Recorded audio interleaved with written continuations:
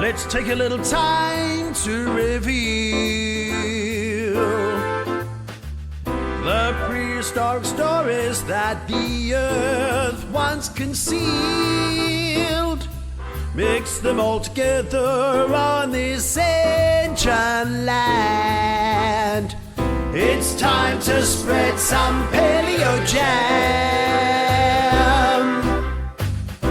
Hello, welcome to another edition of Palaeo Jam. I am your host, Michael Mills, and today we are beaming in Dr Natalia Jagielska from Lyme Regis. G'day, g'day. That's what we say in Australia. G'day, Natalia. How are you? Yeah, good morning from Lyme Regis, the West Country, just southern end of the British Isles. It's now 16 degrees centigrade or around it. And yeah, we are on the doorstep of the birthplace of British paleontology in a way. I mean, I might argue it might be Oxford or London, but a lot of big discoveries which kickstarted paleontology, at least in Britain, were happening on the doorstep of Lyme and its lower Jurassic rocks. And you have an absolute ally in me in agreeing that that is an appropriate place to refer to as the birthplace of paleontology. Listeners will know of my great admiration for my science hero, Mary Anning, and maybe we'll start off with that for a bit. What's it like as a paleontologist, especially a woman in paleontology, to every day be able to walk in her footsteps, to know that where you're walking, where you're working, this remarkable woman, and by doing so, you add your story and your footsteps to it. Talk us through that. I mean, the museum itself, in which I'm working, the Lyme Regis Philpott Museum, stands where Mary Anning's first house used to stand. I mean, I say first house, her family rented that house, her father did.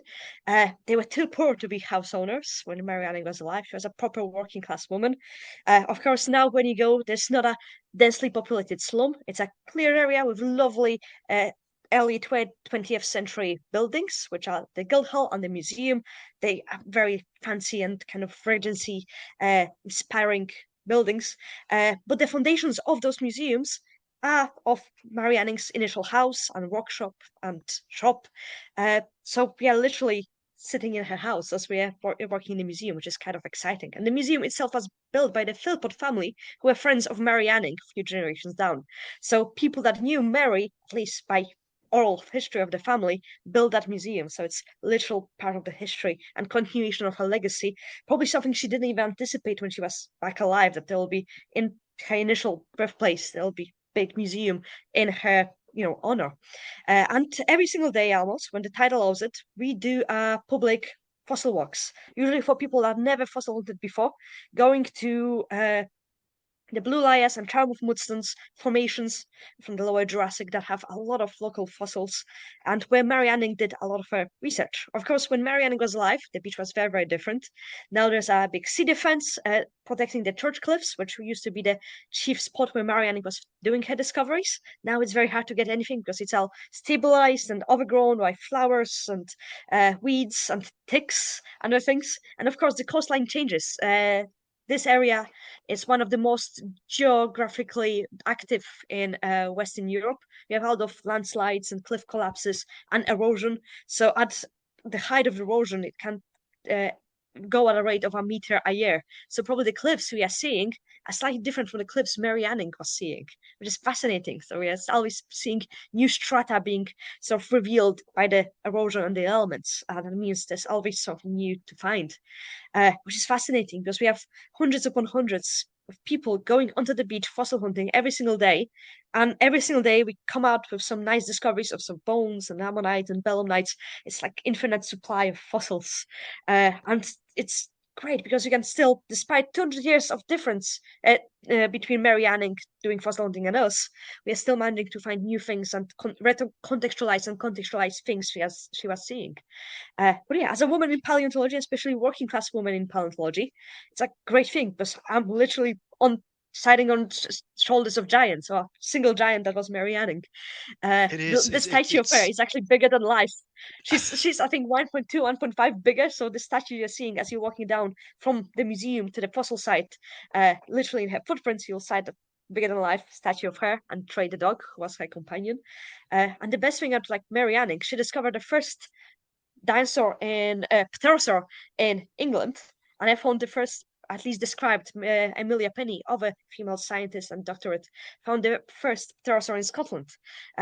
Now we're waiting for the first pterosaur in Wales. We have in Yes, this in is a North really Island.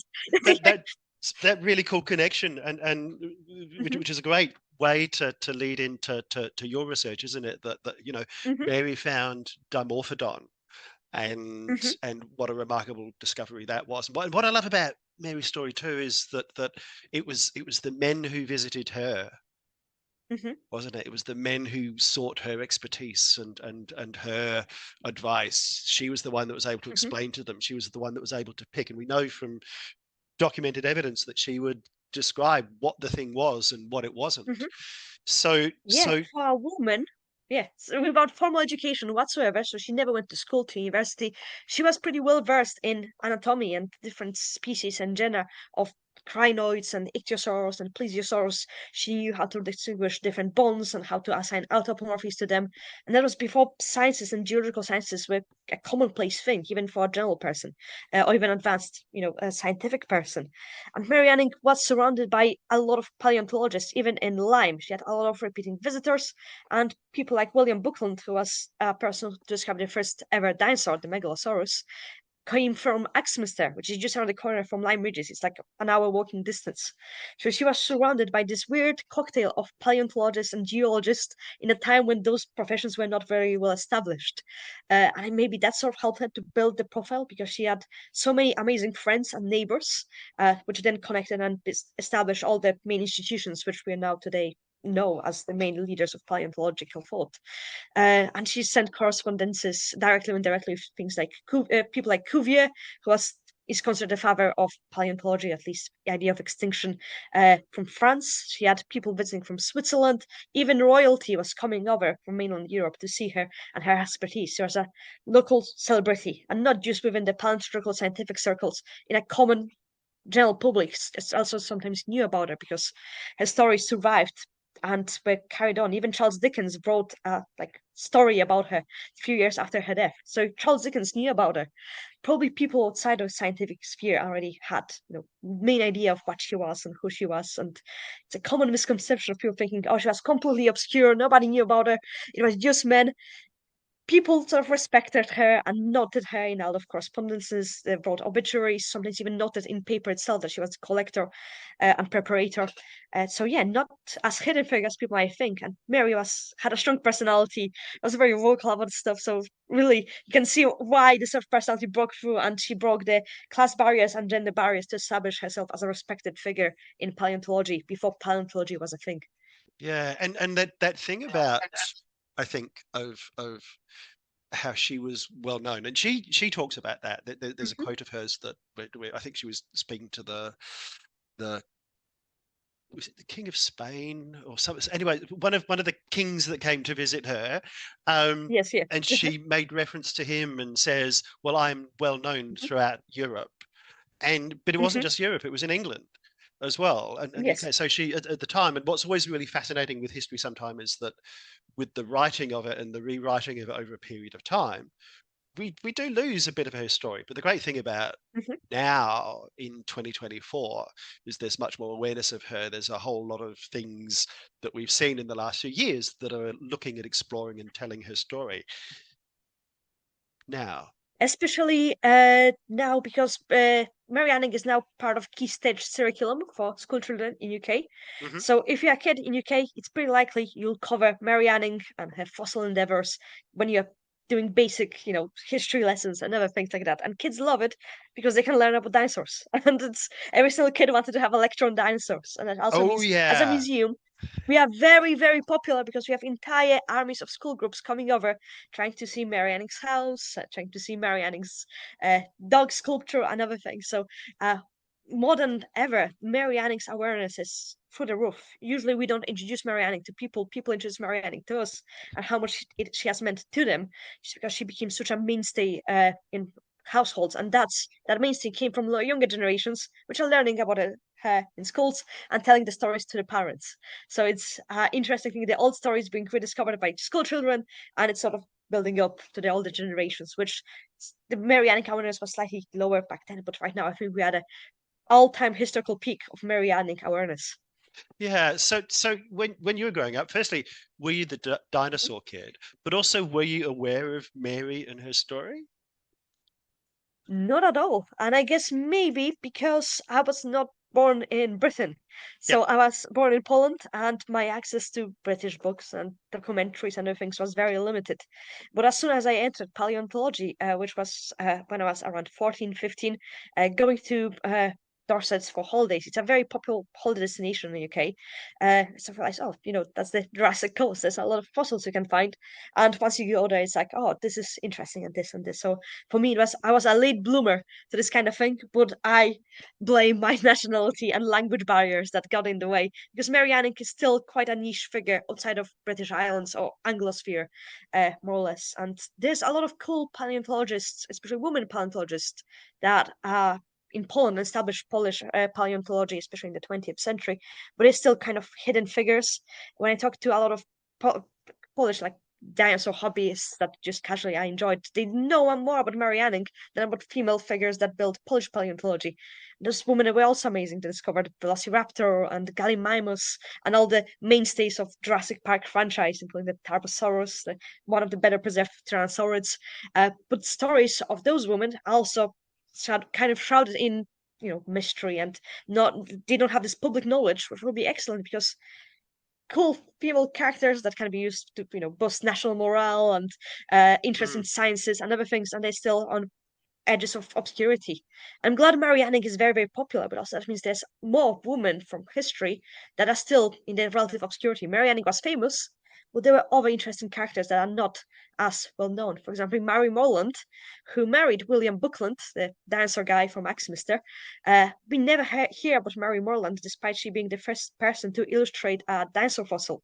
That was the name of actually the dinosaur, the Megalosaurus. She drew it, and a lot of women back in the Regency and Victorian Britain, they were paleontologists as well. They were geologists, but they usually married into it and sort of could do research via their husbands as a hidden figures, despite being big, factors. They usually found fossils, described fossils, illustrated fossils, prepared fossils, curated fossils, but they were the hidden figures behind the famous husband who usually got all the claim, and we now revere them like.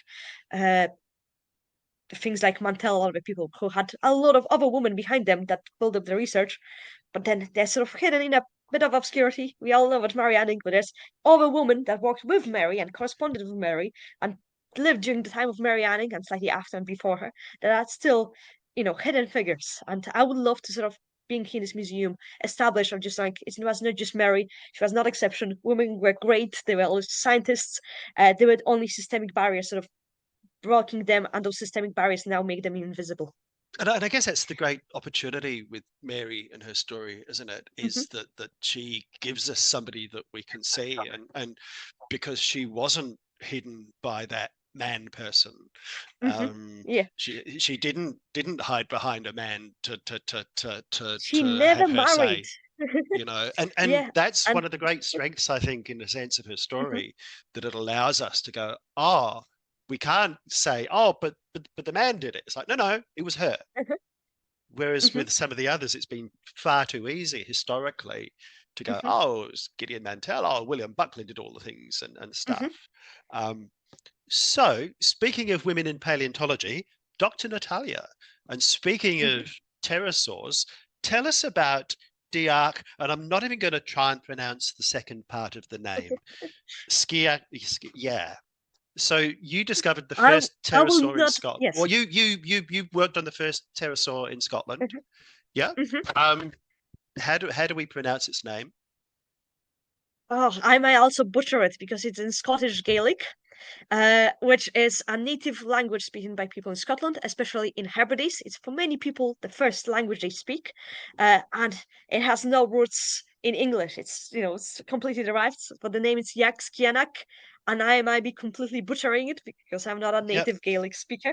It was named by Dougie Ross, who's an actually Gaelic is his first native language, and he gave the name of this animal because we wanted to keep it rooted within the Scottish Skye Hebridean heritage. And well, by doing paleontology, we also try to, put languages slowly going extinct or being lost on peripheries back into foreground and make people interested in them. And I hope Dearc sort of, makes people think like, oh, that's a weird sounding name. Wonder where does it come from? Oh, it's Scottish Gaelic. I didn't know this language existed in the Hebridean Islands. And, it sort of starts this multi-layered approach to it's not just fossils, it's also local culture that they sort of elevate. Yeah, there's actually there's a in South Australia where I am, we generally find plesiosaurs and ichthyosaurs because for a long time during the Mesozoic, a lot of it was under the water. But the one bit of dinosaur that we found, its full scientific name is Kakuru kuyani, and kuyani is an Adnyamatna word, which is First Nation mob from up in the Flinders Ranges. So, and there are more and more Australian dinosaurs and prehistoric creatures that are being given a name that a component of it is from the local mob. So I think it's great, isn't it? Because people go, oh, yes, that's a new sounding thing. I'm not you, but it's also a thing about normalizing that language and normalizing those words. So yes. tell us. So this was published. This is your PhD that you did, and because I remember when it came out, and there was it became quite a big on social media, and there was you got to do lots of, I think, interviews and twittering and stuff. So before we talk about the particular animal, what was, as a PhD student, what was that experience like when all of a sudden everybody's going, tell us about this creature, tell us what are you? Yeah, I mean, those days were absolutely crazy because when I was publishing it, you send usually the draft of the press release to your, press office and hope for the best. Like hope, a lot of media will be interested in it. And back in the day, the media cycle was kind of crazy. We were waiting for Queen to basically pass away because it was already a rumor. So we were waiting for that. And it's like, I hope our press release will not hit when the Queen Royal hits the ground. So yeah, that's the main thing. Please hang on, Your Majesty. We've got an important scientific paper coming out. Yeah, well, we have big news. Don't cover the BBC coverage right yet. And also, the war between Russia and Ukraine started kicking up, and it was on the verge of invasion. And for me, as a Polish person, it was big thing. It was happening to two countries that border my own country. So my mind at that time was not on fossils, it was on bigger social political stuff. So it was very, very weird of just you say one thing, you posted the pictures and you do things for BBC and ITV and other big things where you're just thinking behind your head like, oh, okay, I have to like help some of my colleagues to seek refuge and migrate and just collaborate talking to my Ukrainian colleagues, which were actually in conflict zones. So that's a very weird time period and something you don't expect of just like this big event in your life being surprised with something big is happening geopolitically. I know it's different, Russia and Ukraine, it's not for doesn't impact everyone the same way, but just being Polish was slightly more closer to home. So it was very, very interesting.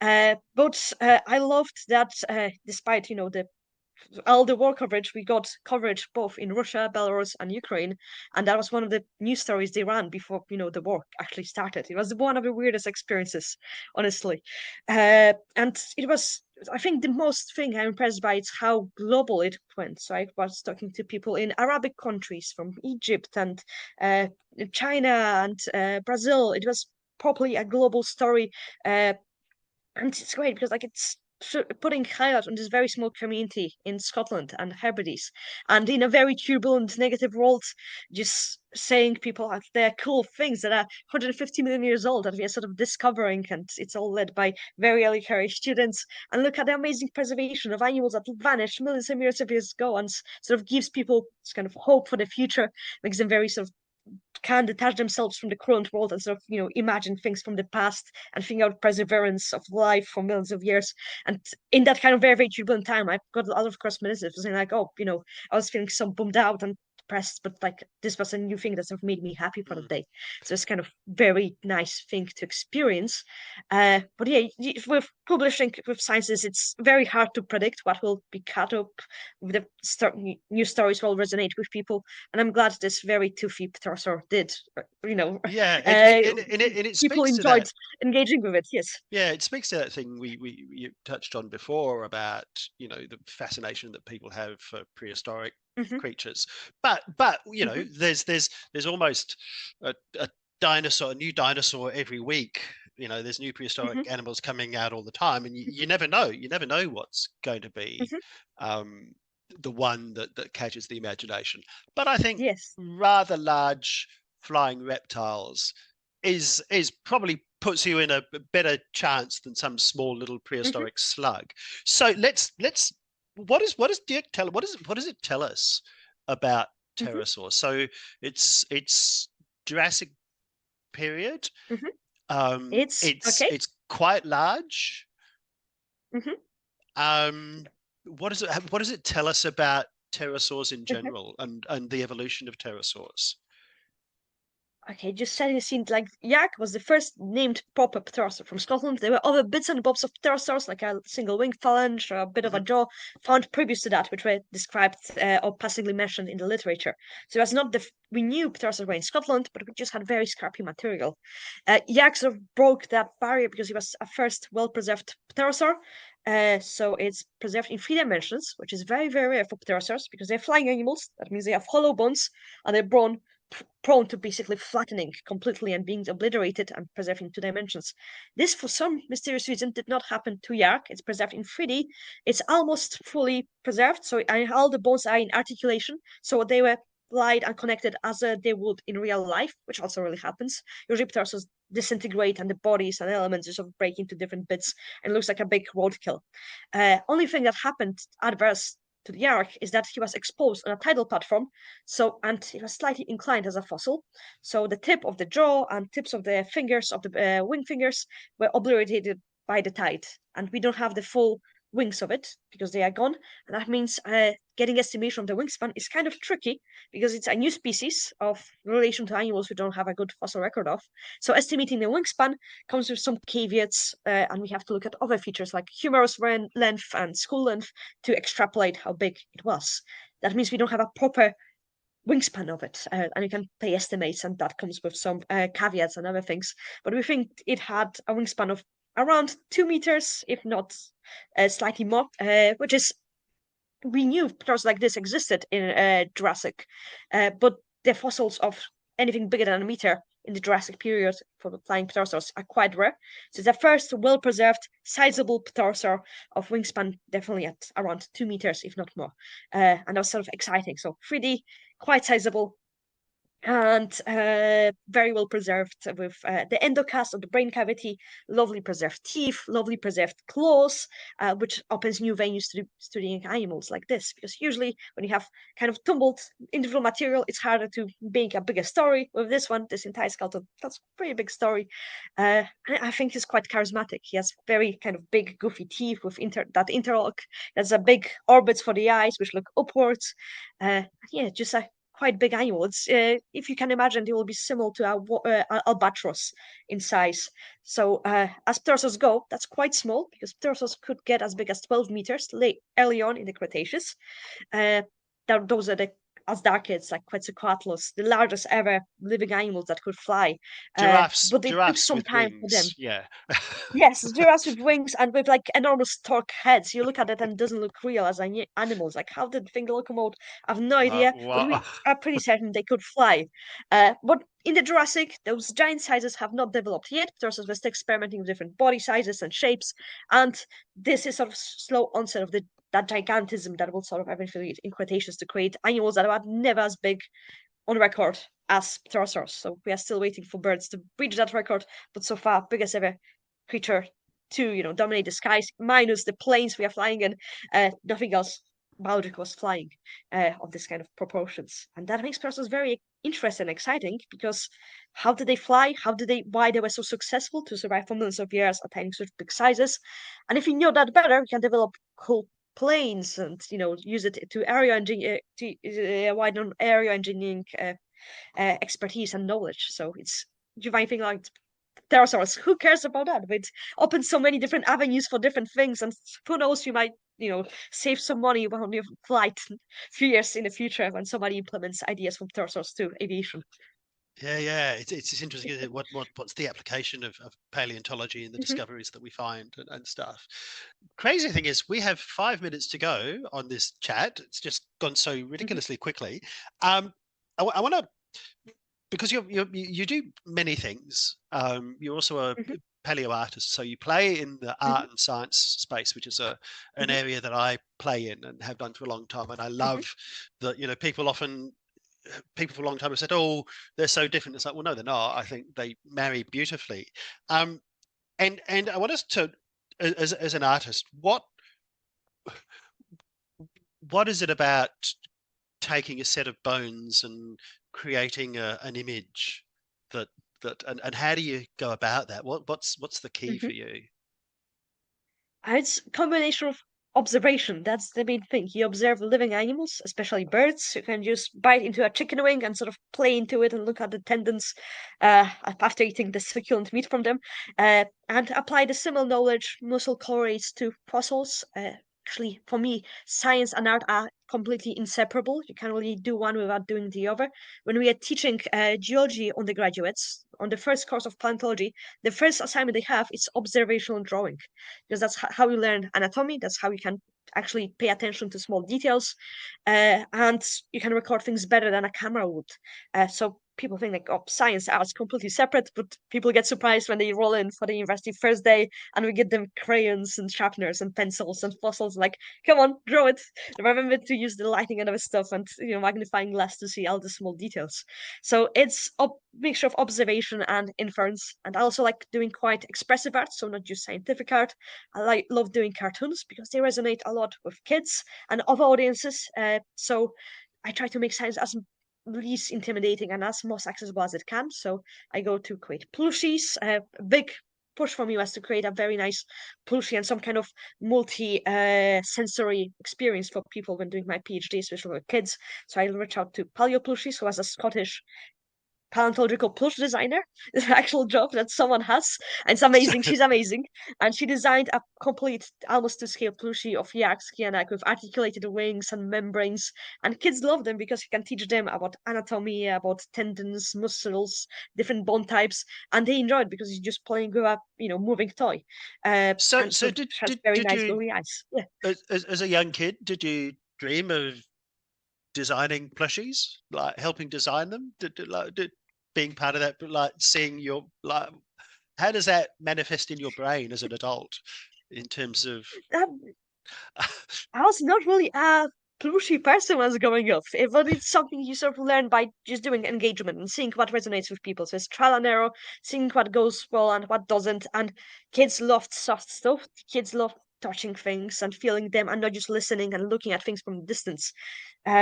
For me, when I was growing up, I wanted to be a kiosk cashier. So nothing too ambitious, just selling dinosaur toys in a small kiosk which sells like newspapers and other things. So I didn't really yeah. think about in the future I'll be, paleontologist traveling the world with plushy pterosaurs and teaching people about anatomy of prehistoric animals. That's not something in my conception of the world when I was growing up. No, So yeah. So we got about I think a minute or half a minute. No, a minute to go.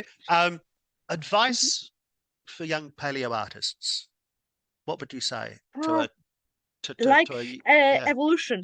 Most animals find their own space by finding their own niche, something that you can fit in and fulfill. So look what kind of niches are occupied and what things are not occupied, and try to exploit that niche. If you can fit in it, there will be a demand for it. So just look at, I hate the word market, but look at paleontological market. Which animals are not very well represented? Usually it's invertebrates, and try to establish yourself there. And that means there's space for everyone, and there's no competition between anyone. It's treated as competition in big environment, but this environment is just drawing prehistoric animals, and enjoy yourself. Treat it as a therapeutic thing, not as a competition or as something, to establish your own worth of value. Enjoy yourself and try to find things that nobody, because with art, everybody has their own perspective, and your perspective will be unique to someone else. just lean into your perspective and your context and your background and infuse it with your own drawing, because that means you'll be one of a kind, and that makes you special as an artist and really makes you stand out. Thank you so very much, Dr. Natalia, for joining us on Palaeo Jam. Yeah, and it was lovely talking to you down under.